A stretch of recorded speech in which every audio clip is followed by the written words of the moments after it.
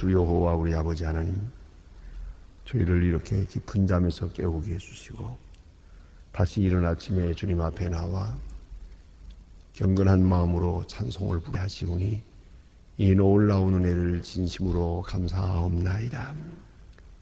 간 자를 강하게 하시고 병든 자를 건강하게도 하시며 의심이 많은 사람들, 쉽게 넘어진 사람들, 유혹에 약한 사람들 굳게 세워주시사 오늘 아침에도 이렇게 신령한 생활을 지향하면서 하나님 앞에 나와 기도할 수 있게 하소서오니 놀라운 은혜와 사랑을 진심으로 감사하옵나이다. 하나님 아버지, 당연히 이 자리에 있어야 할 사람들이 있지 못합니다. 또 이 자리에 있고 싶지만은 건강이 여의치 못해서 오지 못했던 분도 많습니다. 아직도 기도하는 기쁨과 하나님과 만나는 그 거룩한 축이 얼마나 행복한 것인 것을 아직 경험하지 못했기에 기도의 문이 열리지 아니한 약한 심령들도 많이 있습니다. 하나님, 무엇이 간데 우리에게 은혜 주셔서 하나님 앞에 기도하게 하시고 기도하는 기쁨에 살게 하시고 응답받는 그 지혜와 능력으로 살아갈 수 있게 하시는 그 놀라운 은총을 진심으로 감사하옵나이다. 아버지 하나님, 우리는 아무래도 지난 살아온 생인보다 앞에 남은 생이 짧습니다. 이제 남은 생이 얼마 남지 않았건만 아직도 정신을 차리지 못하고 깊은 잠에서 헤어나지 못하며 또 유약한 인간의 생각에서 항상 다음에 그 어느 날 새벽에 나오리라고 생각하면서 그렇게 미루어가는 유약한 심령들이 있거든. 주여 무엇이 관대 은혜 주셔서 오늘도 저희들이 주님 앞에 나올 수 있게 하셨습니까? 주여 선택된 저희들에게 하나님이여 은혜 위에 은혜를 주시고 놀라운 능력을 더해 주셔서 좀 더 깊이 주님과 사귀면서 이제 이 기도 생활을 통하여 내가 처한 처지를 알게 하시고 이 기도 시간을 통하여 내가 가야 할 영원한 세계를 바라볼 수 있게 하여 주시옵소서. 하나님, 인간적으로는 다 불가능하고 전혀 가능성이 되지 않는 불확실하고 절망적인 세대에 살고 있지만은 그 가운데 있는 하나님의 오묘한 섭리가 있고 인간의 실패를 통하여 위대한 역사를 창조하시는 하나님의 귀한 뿔 밝히 바라보면서 주께 감사하며 주를 찬양하며 주의 약속의 날을 기다릴 수 있는 저희들이 되게 하시고 그 영원한 약속을 받기에 부끄러움이 없는 합당한 주의 사람들로 세워주시기를 기도합니다. 오늘도 하나님의 말씀이 바르게 전해지게 하옵소서. 시간 방송을 통하여 이 말씀을 듣고 있는 모든 사람들 그 어디에 있든지 마음문을 열어주시고 주의 음을 가까이 듣는 시간 되게 하옵소서. 하나님 아버지, 또한 하나님의 말씀이 바르게 능력 있게 전해지게 하사 말씀의 능력이 있어서 모든 사람들이 주께로 돌아오고 중생하는 역사가 있고 말씀으로 죄를 이기고 복음으로 이기에 오르기를 이길 수 있는 그런 위대한 역사가 나타나 주시기를 기도하옵나이다. 자비하신 주여, 오늘도 주의 큰 능력과 그 사랑을 더해 주시옵소서. 그리하여 저희 교회가 교회된 본분을 다하게 하시고 모범적인 교회, 살아있는 교회, 능력 있는 그런 교회가 되게 하여 주시옵소서. 이 나라를 진리 위에 세워주시옵소서. 하나님 아버지, 불의함과 오dum과 방탕과 사치와 집단적 이기주의 다 물러가게 하시고 하나님 아버지여 극단적인 행위를 자제하게 하시고 서로 화해하고 이해하고 서로 양보하고 그러면서 새로운 미래를 창조해 나갈 수 있게 하옵소서. 간절히 바라옵는 것은 모든 극단적 행위를 다 중단하게 하시고 또 자리사역에서 벗어나게 하시고 또한 이 모든 혼란함을 바로 해결할 수 있는 지도력과 능력과 신뢰함을 허락해 주시옵소서. 주여, 이 나라를 이 혼란 도탄에서 건져주시고 또한 거짓과 위선에서 속히 벗어날 수 있게 하옵소서. 주여, 저 북녘 땅에도 자유를 주시고 그 고통과 억압과 굶주림에서 건져주옵소서.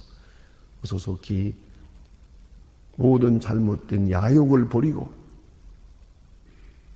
문을 열고 자유하사 서로 왕래하며 무너진 재단을 다시 쌓을 수 있고 교회를 다시 세우는 그 놀라운 은혜의 아침을 속히 맞을 수 있게 하여 주시옵소서. 주님, 나 보내는 적은 정성이 참으로 그들에게 위로되게 하시고 저 불쌍한 고아들에게 꿈과 소망이 되게 하여 주시옵소서. 하나님 아버지, 오늘도 해외에 있든지 여행 중에 있든지 군 나가 있는 젊은이들 하나하나 다 돌보아 주시고 유학 중에 있는 학생들에게 주님 믿음 주시옵소서. 주 안에 굳게 서게 하시고 하나님의 사람으로의 본분을 다하게 하여 주시옵소서. 하나님 아버지, 오늘도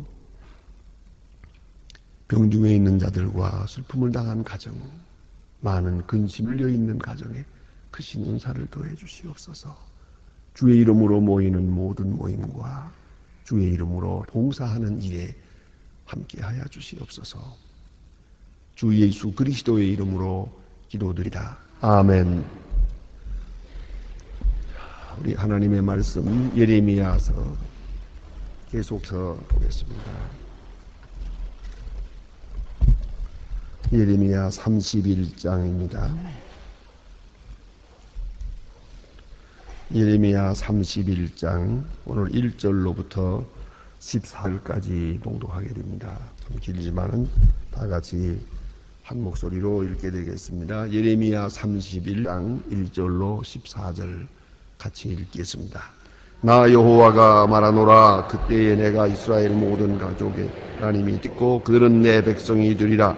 나 여호와가 이같이 말하노라. 칼에서 벗어난 백성이 광야에서 은혜를 얻는다.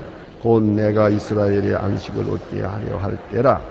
내가 여호와가 궤쪽에 예루살렘에게 나타나 이르기를 내가 무한 사랑으로 너를 사랑하는고 인자함으로 내가 인자하노라. 전혀 이스라엘아, 내가 다시 너를 우리니 내가 세움을 입을 것이며 내가 다시 소고를 치고 장식하고 즐거운 무리로처럼 춤추어 나올 것이고 내가 다시 사마리아 산에서 포도를 심는 자가 심고 과실을 먹으리라. 에프라임 산에서 파수꾼이 외치는 날이 이를 것이라. 이르기를 너희는 일어나라. 우리가 시온에 올라가서 우리 하나님 여호와께로 나아가자 하리라. 나 여호와가 이같이 말하노라. 너희는 애굽을 위하여 기뻐하노래. 만군의 여호와를 위하여 외칩니다. 찬양하며 즐기르기 여호와여 주의 백성 이스라엘의 남은 자를 구원하소서 하라. 보라, 내가 그들을 북편의 땅에서 인도하여 땅 끝에서부터 모으리니 그들 중에는 소경과 저른발이와 잉태한 여인과 해산하는 여인 함께하며 큰 무리를 이루어 이곳으로 돌아오되 울며 울 것이니 그들이 나올 인도함을 입고 간구할 때에 내가 그들을 넘어지지 아니하고 하숫가의 마른 길로 행하게. 나는 이스라엘의 아비요 에브라임의 장사야. 너희는 나 하나님 여호와의 말을 듣고 무엇하면서 이르기를 이스라엘의 에브라임 그의 모든 자가 하나님같이 지키시로다. 여호와께서 야곱에 속량하시되 그들보다 강한 자의 손에서 구속하셨으니 그들이 와서 시온의 높은 곳에서 찬송하며 여호와의 은사 곧 곡식과 새 포도주 기름과 어린 양의 때와 소화의 때에 모일 것이다. 그 10년 불된 동산 같게 있고 다시는 근심이 없으리로다 할지로다.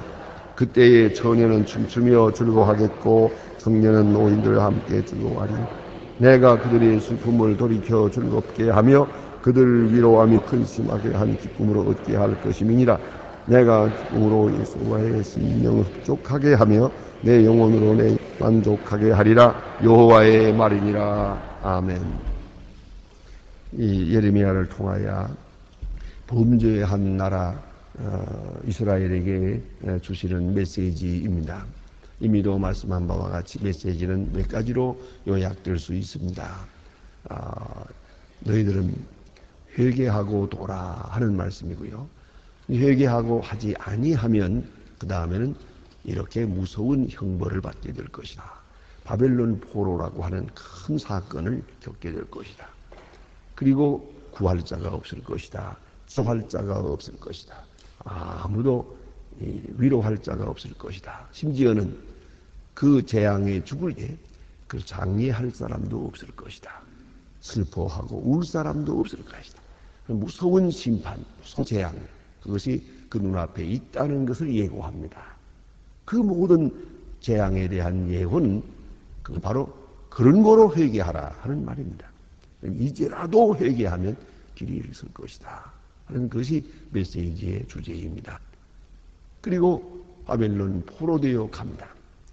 일부는 포로되어 가고 일부는 남고 많은 환과 역경을 겪게 됩니다. 그때에 또 메시지가 주어집니다.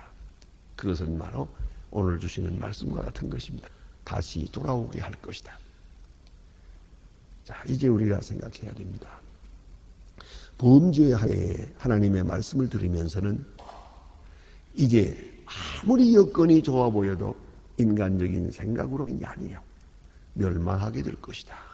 하나님이 심판하는 것을 막을 자가 없을 것이다. 그걸 믿어야 됩니다. 이건 율법적인 겁니다.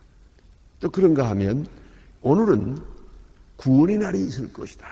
이러한 화려하고 아름다운 행복한 날이 올 것이다. 그런 거로 회개하라는 겁니다. 여러분 그거 알아야 합니다. 회개하고 바른 길로 들어서는 데는 세상에 두 가지 길이 있습니다. 하나는 매맞고 돌아오는 길이 있고 하나는 소망을 가지고 돌아오는 길이 있습니다. 하나는 율법적 방법이요, 하나는 은혜적 방법입니다. 그래서 우리가 자녀들 하나를 놓고 우리가 교육하려고 할 때에도 이 가지를 잃지 말아야 돼요. 잘못하면 너는 맞는 것이다. 내가 이만 불이익을 당하게 될 것이다. 내가 정당한 길로 행하지 아니하면 이러이러한 어려움을 겪게 될 것이다. 그 율법입니다. 협박입니다. 어떤 의미에서는. 그렇죠? 그런 거로 바로 서라 하는 것이 있고요. 그러나 그래 잔소리를 해서 자꾸만 잘못된다, 망한다, 그러면 망한다, 그러면 싹시 노랗다, 그러면 소망이 없다, 이렇게만 말해가지고는 안 됩니다. 그때는 흔히 말하는 문제아가 되고 가출이 되는 겁니다. 왜요? 뭐 이왕 다 끝났으니까. 지금 말한 거 가만히 들어보니까 나는 지금 망조가 들었구만. 아무 하나의 한치의 소망도 없다 이거예요. 그러면 어떡하겠어요? 될 대로 되라 가지고 이왕 끝난 건데 이래야 되는 겁니다. 소망이 줍니다. 그래서 회개도요, 믿음이 있어야 회개하고 또 하나는 소망이 있어야 회개합니다. 소망 가운데서 회개하는 것이 옳시다. 소망이 없는 회개는 후회입니다. 그건 회개가 아닙니다. 때로는 자기 비하여 자기 스스로를 학대한 것입니다. 예. 그건 회개가 아닙니다.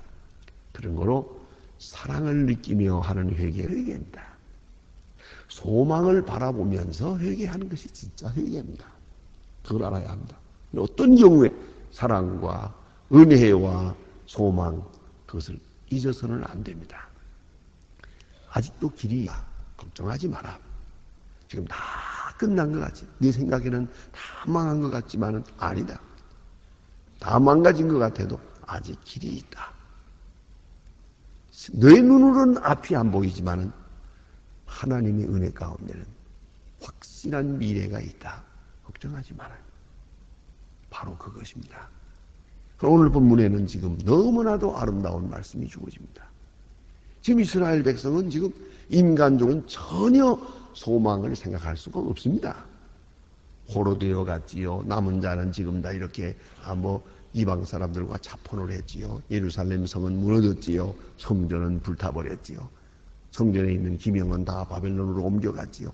쓸만한 젊은 또 기술자들, 똑똑한 사람들 다 수만 명이 바벨론으로 포로되어 갔습니다. 자, 이렇게 무슨 소망이 있다는 겁니까? 뭘 더 기대한다는 것입니까? 우리가 아무리 고통을 당한다 뭘한다 하지만은요, 지금 머릿속에 있는 것이지 이와 같은 어려움을 당하는 건 아니에요. 이 성경에서 지금 말씀하고 있는 이 바벨론 포로라고 하는 사건은 인간이 상상하기 어려운 겁니다. 그러니까 무슨 사유재산이고 소망이고 뭐 전혀 생각할 수 없어요.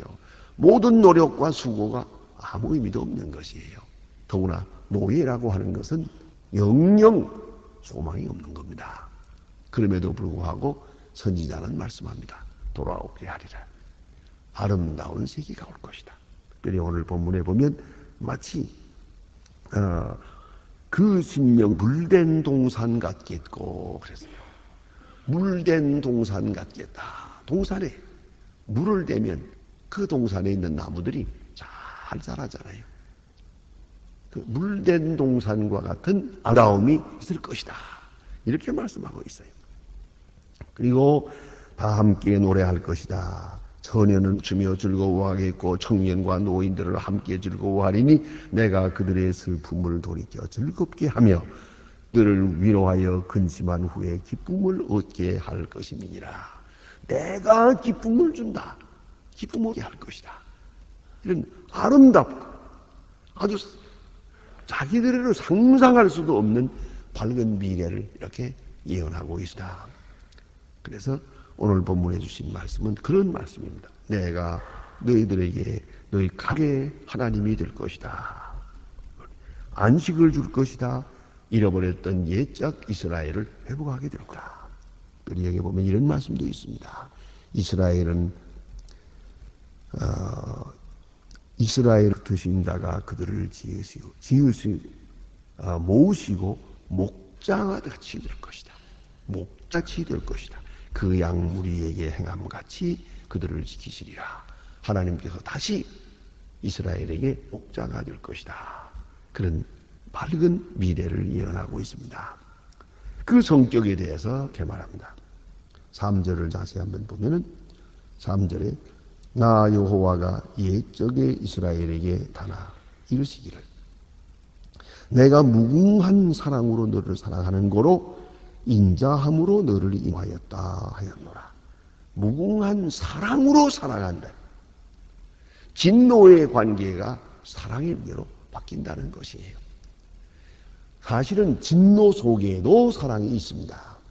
그것을 믿지 못하고 이렇게 멀리 갔는데 하나님께서는 다시 사랑의 시각으로 저들을 보고 사랑의 마음으로 저들을 인도하겠다는 것이죠. 인자함으로 인도하실 것이다. 사랑의 관계, 사랑하는 자의 관계, 사랑받는 자의 관계로 하나님께서 인도해 주실 것이다.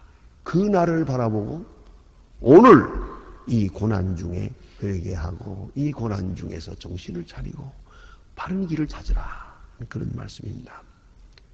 그 다음에 여기 보니 다시 새 옷을 입을 것이고 다 파괴됐지만 이제 새 옷을 입을 것이고 그리고 아름다운 정상적인 신앙적 관계에 살아가겠다 하는 말씀을 하고 있습니다.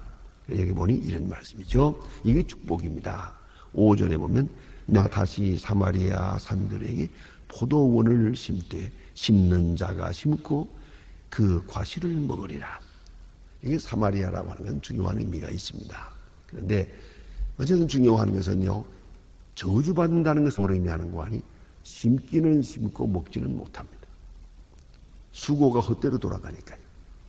그게 바로 주예요. 너희가 아무리 포도원을 심어도 너희가 따지 못하리라. 엉뚱한 사람이 와서 먹어요. 그게 무서운 것이요. 그게 바로 저주예요. 그런데 내가 수고하고 수고한 열매를 내가 먹을 수 있어요. 그게 축복이에요. 그래서 심은 대로 거두고 수고한 대로 결실이 있는 것이에요. 그것이 막 그러니까 가장 무서운 저주는 허무라고 하는 거예요. 허무. 내가 아무리 수고하고 땀을 흘려도 한 다음에 소용없어요. 무서운 것이에요. 지금 여러분들 방송을 통해서 보셨습니다만 중국에 메뚜기 재앙이 내렸다 그래요. 이건 몇백 년에 한 번씩 있는다. 아주 고고학적인 얘기입니다. 이거는 우리가 경험하지 못한 거기 때문에 정말 한참 생각해야 알까 말까 한 거예요. 도대체 메뚜기가 그 수억만 마리가 어디서 나왔는지 알 수가 없던 거예요. 어디서 자라서 태어나가지고 몰려드는 건지 수억만 마리의 그런 메뚜기가 그대로 날아와가지고 싹 지나간대요. 그러면 모든 채소, 모든 곡식 다 먹어버리고요. 심지어 짐승까지 먹어버려요. 이게 무섭습니다. 그게 메뚜기 재앙입니다.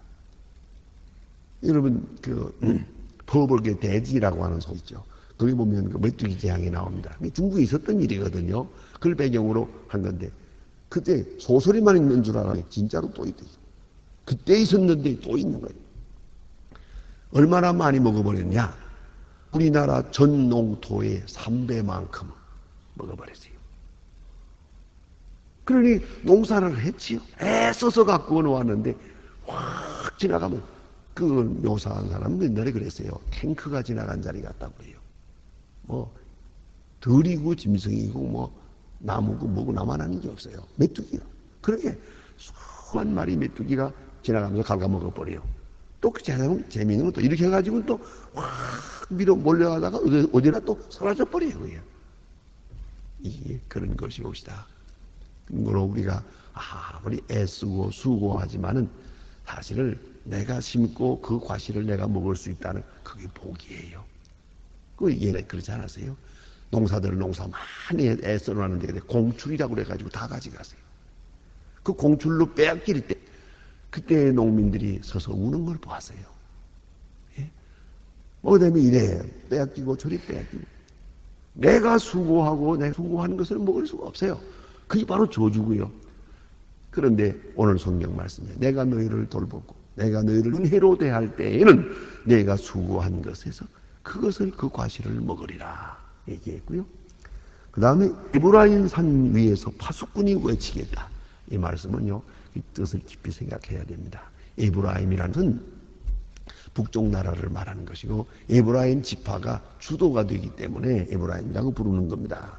그럼 북쪽 그 나라의 수도는 사마리아입니다. 그러니까 남쪽과 북쪽으로 이렇게 나누어져 있는데 남쪽은 유다고 북쪽은 사마리아인데 그 사마리아를 에브라임이라고도 하고 사마리아라고도 합니다. 그런데 나라는 둘로 되어 있어요. 요새 말하면 두 체제형이에요. 예? 그리고 사실은 이게 한 나라나 마찬가지인데 중요한 것은 종교는 하나예요. 종교는 하나다. 그래서 시온이 예루살렘에서 예배를 드리게 되라. 예루살렘에 가서 예배를 드립니다. 종교는 하나예요. 언어도 하나예요. 왕은 둘이요. 그러니까 두 제자 한 나라요. 한 종교입니다. 그런데 이렇게 문제가 있어요. 은혜 가운데 살 때에는 이 다 같이 모여 예루살렘의 시온에서 하나님께 예배를 드려요.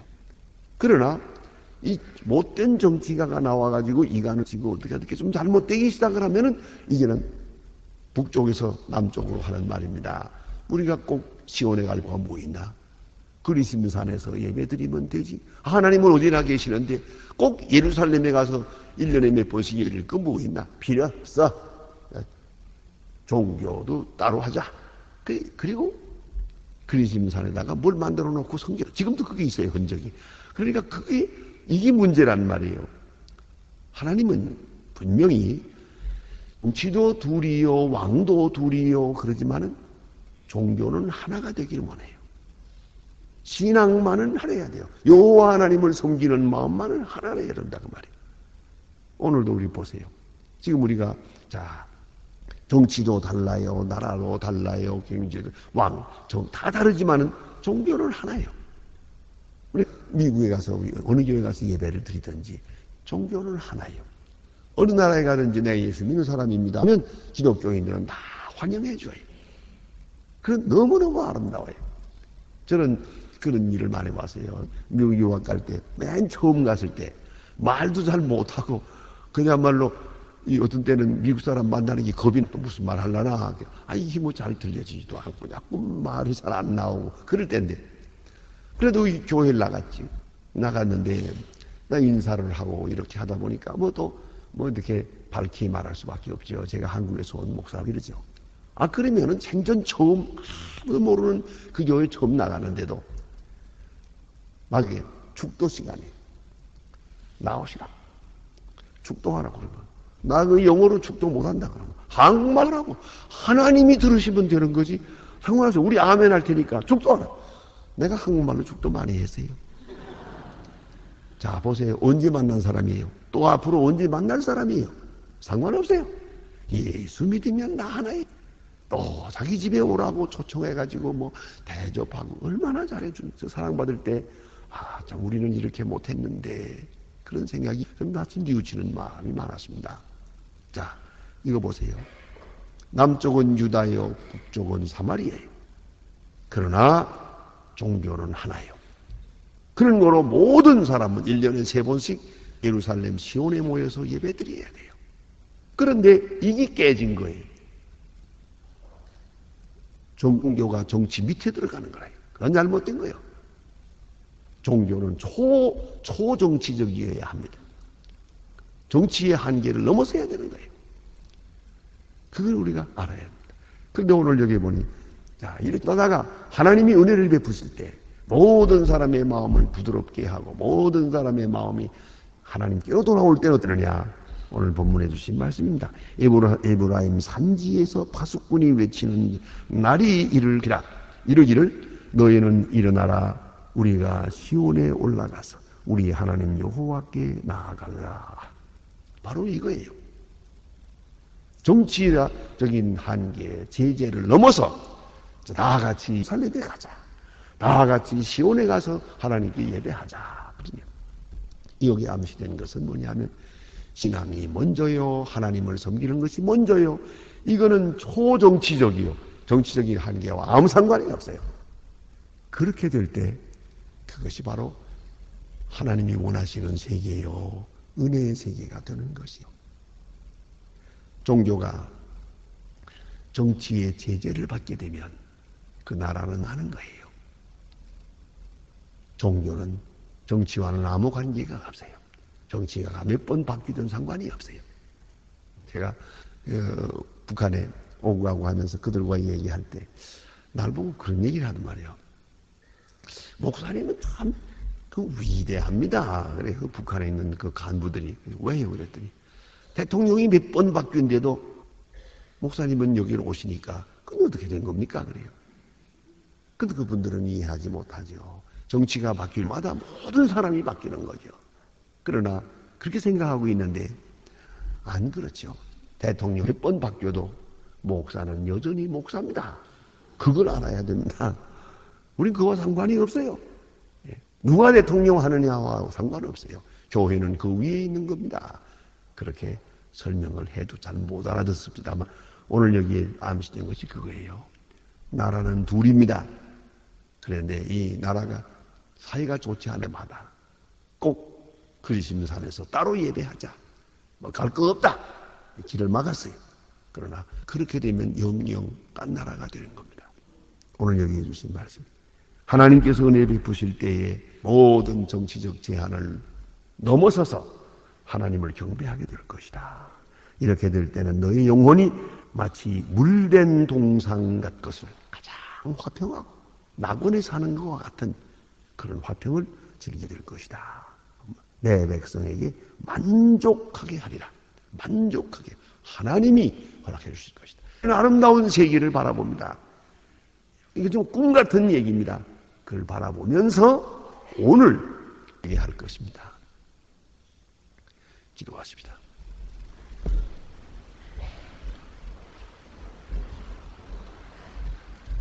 하늘에 계신 우리 아버지시여, 이름이 거룩히 여김을 받으시오며 나라의 마옵시며 뜻이 하늘에 이룬 것 같이 땅에서도 이루어지이다.